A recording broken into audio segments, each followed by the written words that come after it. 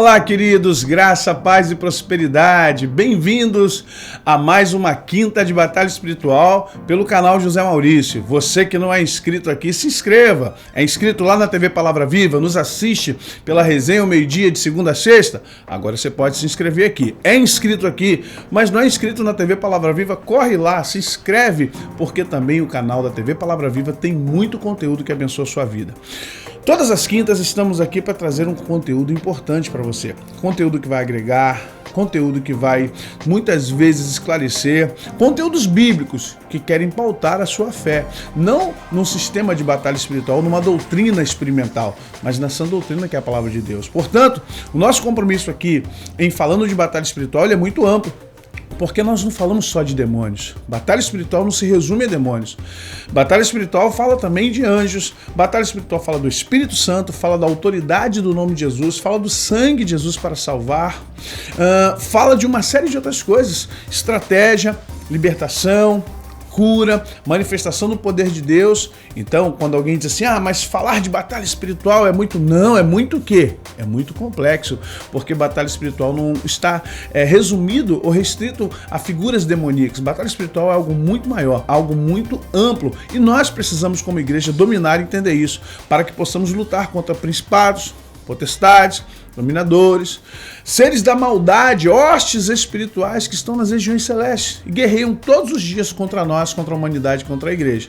Por isso é importante lembrar também o mesmo apóstolo que escreve Efésios, que escreve para a gente também, olha, embora andando na carne, não militamos segundo a carne, porque as armas das nossas milícias não são carnais, são espirituais, poderosas em Deus para destruirmos as fortalezas, anulando os sofismas e levando tudo em obediência a Cristo Jesus.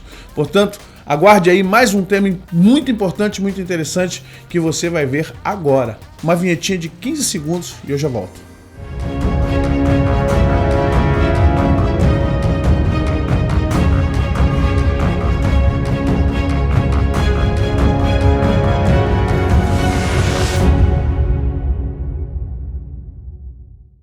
Pois bem, nós vamos falar hoje sobre a iluminação do ser em Cristo Jesus. Eu tenho me preocupado muito na batalha espiritual com os libertadores, com os cristãos.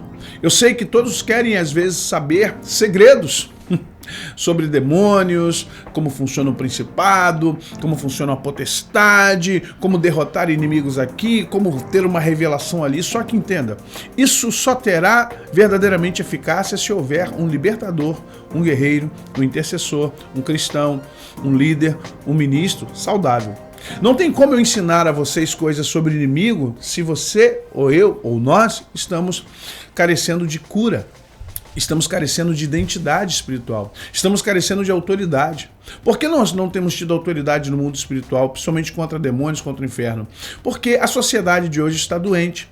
E a igreja por si faz parte da sociedade, ela também se encontra enferma, não como o mundo, mas bem enferma. E é importante que a gente aqui nesse canal traga para você alguns conceitos importantes. Na quinta-feira passada, falamos sobre pensamentos intrusivos e invasivos. E hoje nós vamos falar sobre justamente ser iluminados por Cristo, porque nós temos algo dentro de nós que é importante que nós entendamos. Carl Gustav Jung, um dos proponentes da análise, da psicanálise junto com Freud, traz pra gente um arquétipo muito interessante que ele chama de sombra. O que é analiticamente uma sombra? A sombra é aquele lado sombrio que todos nós temos. E a Bíblia fala disso sim. Você vai ver vários personagens sendo derrubados por suas sombras. O que seria a sombra, pastor? É o ego. Não tão o ego, mas um efeito do ego. Um efeito de algo que não recebe luz da consciência na figura, na arquetipologia e na linguagem da psicanálise. Mas na nossa linguagem cristã teológica, é verdade, não recebe luz. Há muitos de nós que recebeu Jesus, mas ainda não conseguiu ter toda a sua vida iluminada. Infelizmente, nós achamos que estar na igreja, cantar louvores, entregar dízimo, fazer parte de um ministério ou coisa assim, nos faz seres iluminados. Nós não somos iluminados por causa de ações ou estereótipos de crente, por causa de roupa de crente, linguajar de crente. Nós somos iluminados quando a nossa alma ela está cativa ao senhorio de Jesus Cristo. Quando não há nela nenhum tipo de fragilidade, brecha ou mesmo pecados ocultos, escondidos para que Satanás nos ataque ou, infelizmente, nos derrote na nossa própria casa, no nosso próprio campo de batalha. É importante entender que esta sombra existe sim, apesar de vir de um proponente da psicanálise, da psicologia, mas ela bate muito com aquilo que Jesus fala. Quando Jesus diz, eu sou a luz do mundo, quem me seguir jamais andará em trevas. As pessoas pensam que a luz do mundo é uma religião. As pessoas pensam que a luz do mundo é algo para iluminar. Não! Ele primeiro tem que iluminar dentro de mim, dentro de você. Quando ele diz, eu sou a luz do mundo, quem me seguir jamais andará em trevas, é andar em trevas para dentro, não é andar em trevas para fora. Nós nos preocupamos com as trevas externas, mas temos que iluminar trevas internas. Por que há tanta malícia, há tanta maldade dentro da igreja? Por que há adultério, fornicação? Por que obras da carne estão infestando as igrejas? Por que nós temos porfia, dissensão, fofoca, ciúme, inveja dentro das igrejas? Por que temos obreiros contra obreiros? Isso é uma grande batalha espiritual, se você não sabe. Porque é um exército desorganizado. É um exército bagunçado. É um exército que, infelizmente, não tem condições de ir à luta, de batalhar. E eu fico preocupado quando as igrejas querem batalhar, querem fazer mapeamento geográfico, querem expulsar demônios de territórios, quando não há libertação. Libertação, como eu disse a vocês já anteriormente, quem me acompanha há muitos anos, eu bato nessa tecla, libertação é um processo. Libertação é uma construção, é uma vitória diária que você tem sobre você mesmo. Um grande libertador, ele se liberta primeiro. Ele pede para que Jesus, através do Espírito Santo, liberte a sua alma, liberte a sua vida. E quando o Jung propõe a sombra, ele fala justamente de locais aonde a luz da consciência, mas para nós, a luz de Cristo ainda não penetrou. Locais onde nós impedimos ou não deixamos ou resistimos que a luz de Cristo chegue. E se você é libertador, se você quer trabalhar com batalha espiritual, você tem que ser todo iluminado. Porque se você entrar numa batalha contra as trevas e as trevas elas identificarem em você um ponto de treva, ali será a sua derrota. Satanás tem estratégias, metodeias, como diz Efésios capítulo 6, a partir do verso 10, mas lá no 12... Astutas ciladas, no grego é metodés, metodologia, métodos. Ele sabe que você tem uma fraqueza, ele sabe que você tem uma fragilidade, seja sexual, seja psicológica, seja sentimental, seja traumas, seja finanças, seja uma série de coisas. Ele sabe que há em você uma série de traumas, fragilidades que formam sombras. E essas sombras precisam ser dissipadas pela luz de Cristo. Olha que interessante. Quando Jesus reúne seus discípulos e ele seria preso, ele seria julgado e depois iria para a cruz. Mas ele está no final do seu discurso com seus discípulos lá em João e ele diz assim, é chegada a hora do príncipe deste mundo e em mim não há nada que é dele. Você entende o que ele está dizendo? Não há nada que haja, não há nada que ele possa ver em mim que pertença ao mundo. Ele é o príncipe deste mundo. Eu sou o príncipe da paz. Ele é o que tomou a força desse mundo. Eu é o que tomarei esse mundo pelo amor. Então nós somos antagônicos. Porque muitos ministérios, a maioria, tem problemas seríssimos na área de ego humano, na área de egoísmo, na área de infantilidades, na área de falta de maturidade. Porque há muitas pessoas dentro das igrejas cheias de sombras. E essas sombras são justamente lugares onde os demônios aportam, mandam setas, mandam pensamentos. E muitas coisas, é claro, como diz Paulo em Gálatas, no capítulo 5, a partir do verso 16, são obras da carne. Coisas que estão dentro de nós. E nós precisamos que Jesus, e nós precisamos que o Espírito Santo venha nos libertar de todas essas sombras, para que só haja em nós a luz de Cristo brilhando para o mundo. Portanto, resplandeça a vossa luz, para que os homens, vendo as boas obras em vocês, glorifiquem ao Pai que está no céu. Essa foi a ordem que Jesus deu aos seus discípulos e a nós, por consequência. Resplandecer. Ele diz assim, não se esconde uma cidade edificada atrás de uma montanha. Não se pega uma candeia, uma lâmpada e se põe debaixo de um cesto ou alqueire. O que Jesus quer dizer é que aquilo que ilumina não tem como escondê-la. Não se esconde alguém iluminado. É interessante que os evangélicos não gostam de alguns termos porque eles têm medo da nova era, eles têm medo do espiritismo. Então quando você fala iluminado, mas olha só, a quem é iluminado por Cristo eu chamo de quê? Cristão? Crente? Protestante? Evangélico? É o iluminado, é iluminado por Cristo. É porque infelizmente o budismo usa essa conotação e a gente acha que não pode, mas olha, você precisa adequar seu pensamento para entender isso. Eu preciso ser um iluminado, mas não sou iluminado por qualquer luz como a luz do estúdio. Eu sou iluminado pela luz de Cristo. Eu preciso da luz do sol da justiça. Eu preciso que essa luz penetre em todas as áreas da minha alma. Entenda por que temos sentimentos ruins? Porque os sentimentos que chamamos de coração é o centro das emoções na alma.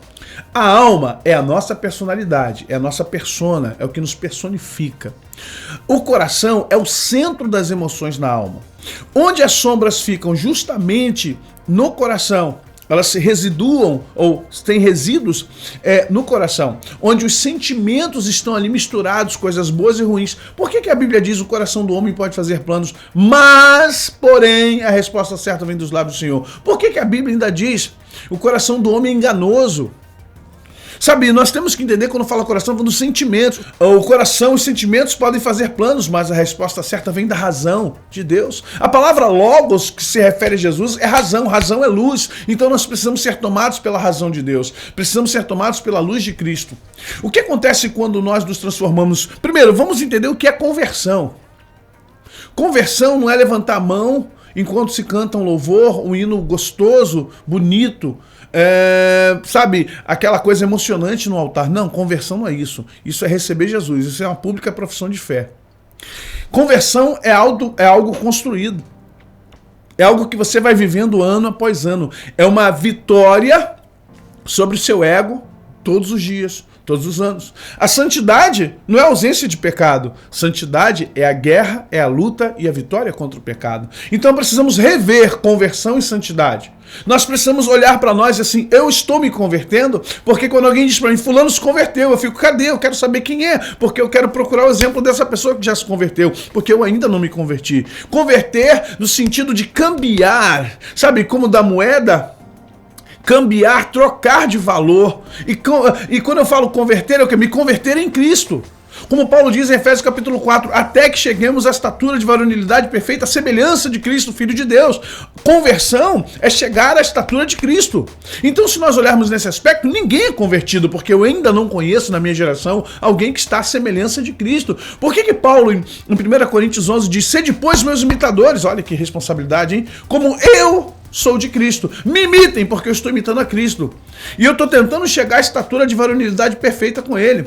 Em Gálatas, no capítulo 2, a partir do verso 20, ele diz assim, já estou crucificado com Cristo, portanto não vivo eu, mas Cristo vive em mim. E o viver que eu vivo agora, eu vivo pela fé no Filho de Deus, o qual me amou e se entregou por mim mesmo. O que você entende com essas falas? O que você entende com essa postura paulina? Um entendimento profundo de que ele precisava se transformar. Agora, se Paulo entende que tem uma necessidade de transformação, e eu e você, que não somos como Paulo, precisamos buscar, como Paulo diz, novamente Paulo, como crianças com fome, o puro leite. Sabe, precisamos buscar o alimento puro, cristalino, para que haja em nós a libertação verdadeira, para que essa sombra em nós seja dissipada pela luz de Cristo. Como eu faço isso, pastor? Como eu posso ser iluminado? Subindo monte, jejuando, lendo Bíblia? Olha, tudo isso são ferramentas interessantes e importantes, mas elas não provocarão a iluminação de Cristo em você. Elas não provocarão o seu crescimento no mundo espiritual. E no mundo espiritual, vou ser sincero, ninguém vê a grife da sua roupa, ninguém vê a cor do seu cabelo, a cor da sua pele. Isso no mundo espiritual não tem a mínima importância. No mundo espiritual, o que se vê é o brilho da alma, é o brilho da luz, é o brilho do Espírito sobre você. O que o mundo espiritual observa em você é o brilho da sua glória, o quanto você é iluminado pela glória de Cristo, o quanto você é iluminado pela presença de Cristo. Tanto que quando Jesus chegava nos lugares, os demônios gritavam, já vieste nos atormentar. Como é que eles sabiam que Jesus era Jesus? Porque eles não olhavam para a roupa, eles não olhavam para a barba, eles não olhavam para o cabelo, eles não olhavam para a cor de pele, eles olhavam justamente para aquela alma iluminada. Jesus tinha alma, lembrando disso, aquela alma iluminada, o Espírito Santo na sua plenitude em Jesus. Eles reconheciam que aquele era Jesus. Quando ele chega em Gadara, o demônio: já vieste nos atormentar, filho de Deus, que temos nós contigo, conjuro-te por Deus que não venha nos jogar no abismo. Olha só, eles entram em desespero. Os demônios, a legião, entra em desespero porque reconheceram num barco com 12 homens quem era Jesus. Quando você vê os filhos de servas em Atos tentando expulsar um demônio, ele diz assim: nós vos conjuramos em nome de Cristo a quem Paulo prega. O demônio diz assim: nós conhecemos a Paulo e sabemos quem é Cristo. Nós não conhecemos vocês, vocês não têm luz. O que vocês querem conosco? E aquele possuído arrancou a roupa dos 7 filhos de servas. Preste atenção, nós precisamos, para batalhar contra as trevas, você tem que ser luz. Para batalhar contra as trevas não basta você achar que fala línguas, que tem visões, que profetiza e que põe a mão no endemoniado. Isso não é o bastante, sabe? Porque você pode expulsar demônios, mas uma hora todos os demônios que você expulsou vão voltar, eles vão voltar contra você. E se você não estiver no momento de iluminação, eles vão derrubar. Quantas pessoas eu conheço que já fizeram milagres, curas, libertações, que já salvaram almas. É como diz Paulo: eu esmurro a minha carne, reduzindo-a a pó, para que não venha eu cair naquilo que eu ensino. E depois de ter salvado a muitos, eu mesmo ter me perdido. Isso é interessante. Você obreiro, você pastor, você intercessor, libertador, você ministro de louvor, você mestre, pastores, novamente, nós precisamos da iluminação de Cristo, porque o mundo cada vez mais já é em trevas. E nós precisamos iluminar esse mundo com a luz de Cristo em nós.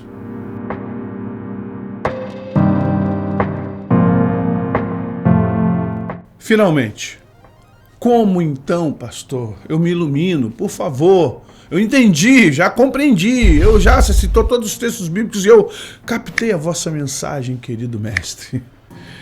Como é que nós nos iluminamos, gente?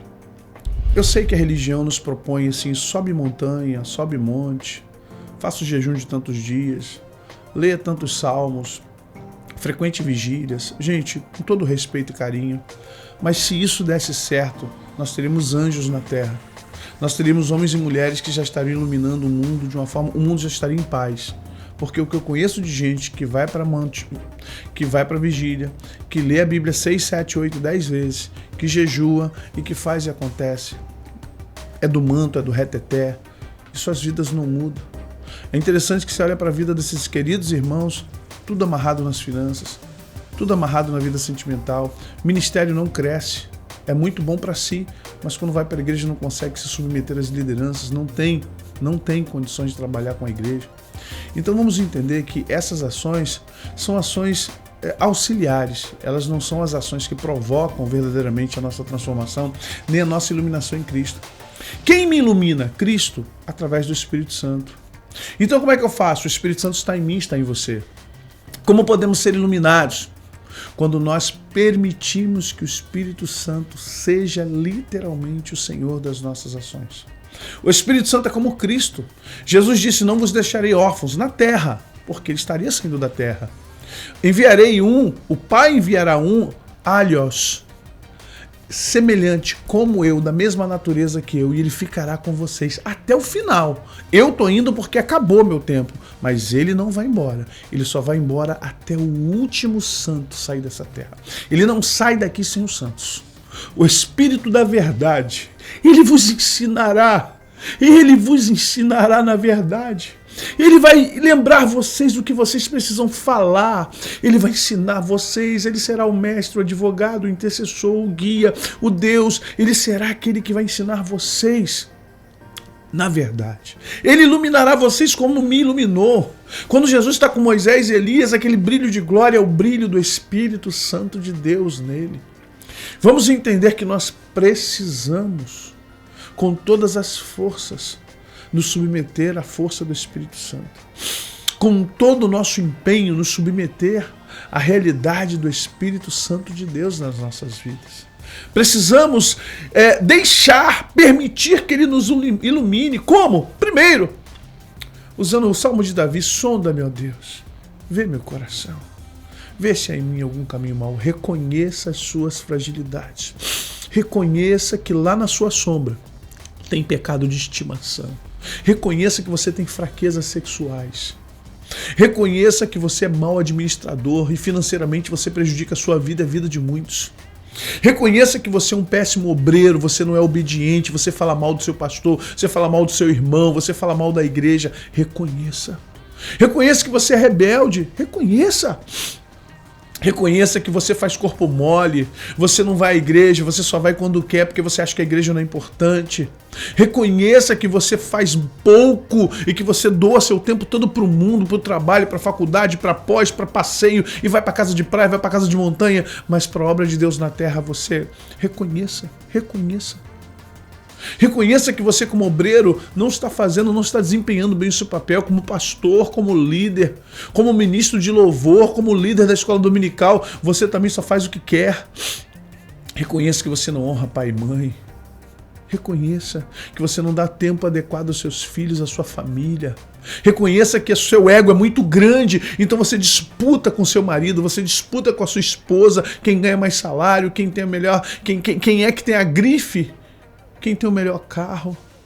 Reconheça que a sua vida está vazia e você precisa ser iluminado. Essas coisas vão alimentando a sombra dentro de você. Vai gerando essa sombra na sua alma. Essa coisa que Satanás gosta, essa treva que Satanás aposta. Ele aposta nessas trevas que Jung coloca para nós como arquétipo de sombra. É por isso que Judas fez o que fez.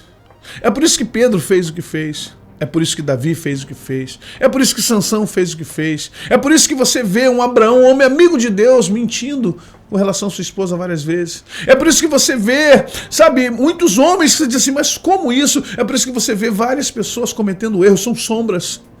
São sombras.